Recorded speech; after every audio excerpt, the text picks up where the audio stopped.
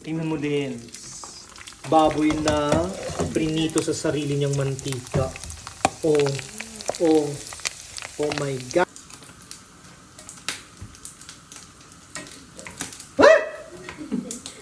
Ay! Bakla.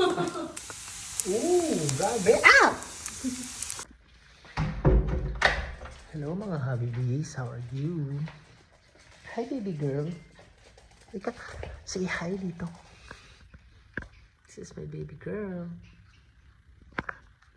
Ah, hi Lucia, umakyat talaga. Selos din tong isa, gusto din niya. Hello. Hello mga Habibis. Actually, wala si Habiray today. Doon siya natulog sa condo namin sa Mandaluyong. So, kami-kami lang dito sa bahay. Ayan, kami lang tatlo dito sa bahay. At dahil wala si Habiray, magluluto ako ng bawal sa kanya. Pero pwede sa aming tatlo. Oh. Luluto ako ng munggo. Kasi si Habiray ay may gout. So kami muna. Oh, kumakain naman kayo ng munggo. Opo, sir. Favorite ko po yan. Ako din, favorite. Ikaw naman, Lynn. Ako din po. Oh, basta hindi maanghang. Opo. Magigisa ako ng munggo. Tapos ang pangsahog natin ay baboy. Yan po po. Yes.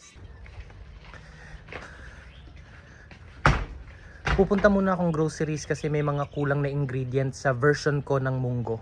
So, samahan niyo muna ako. Let's go.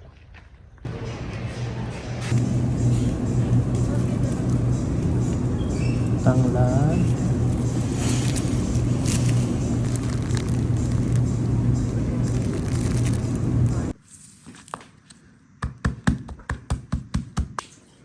So ayan, magluluto tayo ng munggo. Palalambutin muna natin yung munggo. Para mas mahalimuyak, mas aromatic yung munggo, nilalagyan ko talaga yan ng tanglad pag pinalambot natin, pinakuluan natin. Tapos, dito pa lang sa pagpapakulo pa lang, nilalagyan ko na siya ng beef cube. Nilalagyan ko na siya ng ganyan. Isa lang. Ayan, tapos tara.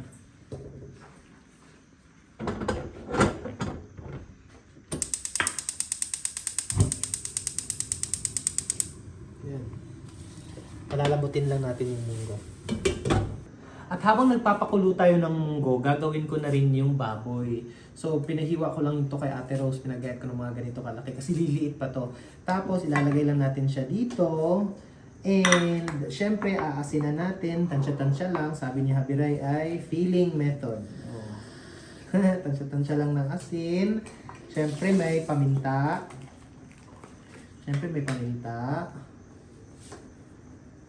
Ayan. Halo-haluin na natin yan para manuot yung asin at paminta.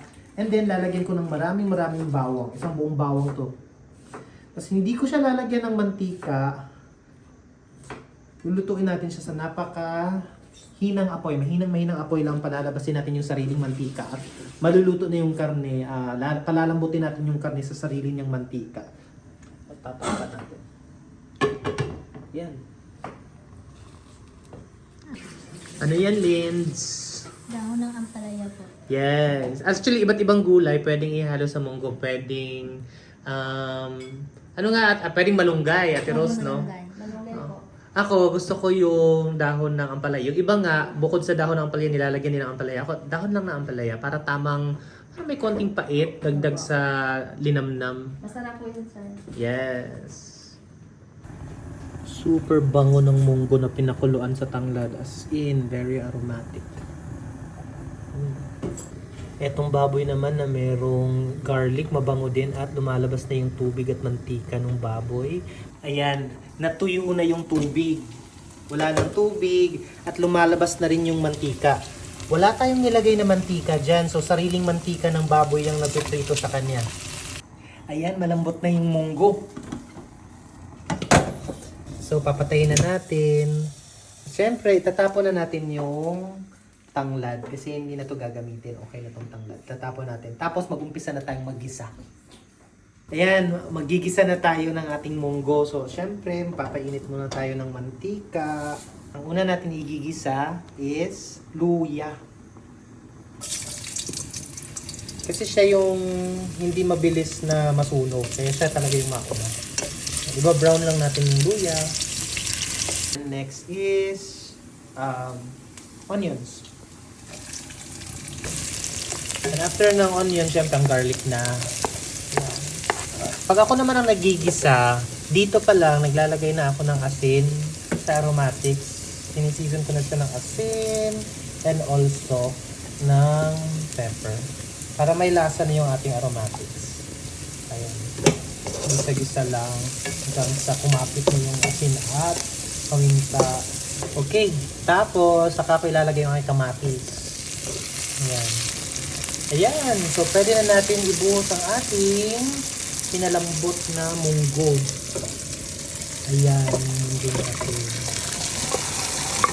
Bango!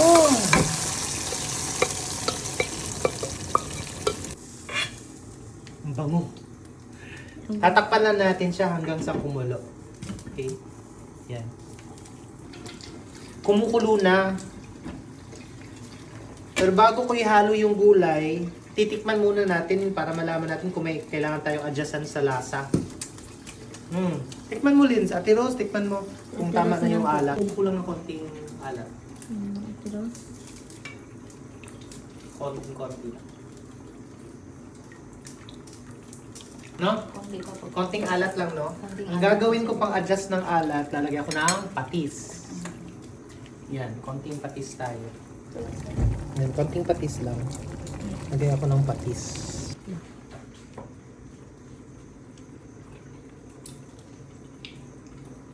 Yan, okay na po. Okay na. Ang sarap, Tama na siya. malinamnam. Iba yung linamnam talaga pag Patis patis. po. Apo. Patis ang gamit na pang flavor natin. Okay.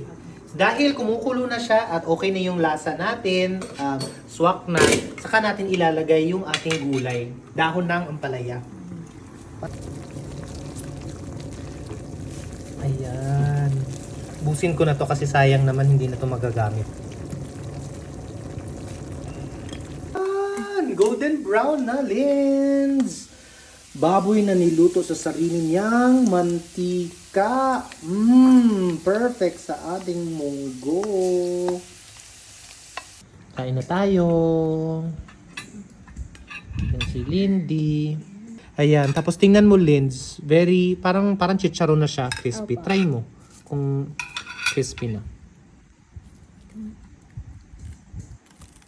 Yun, rinig ko yung crisp. Crispy na, sir. Crispy na, no? Yan. Buti na lang wala si Habi Ray ngayon kasi bawal sa kanya to. Oo, para sa gaw. Tayo lang. 'Di ba? So ngayon magmumunggo tayo kasi wala siya. Dahil po walang piniritong galunggong, crispy po na baboy ang partner. Oo, na prinito sa sarili niyang mantika. Ako na rin. Tapos mabango yung tanglad, ano? Opo. Yung nagpa-special ngayon tanglad.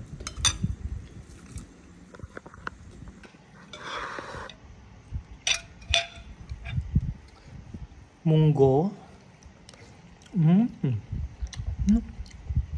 And then crispy pork. Sarap.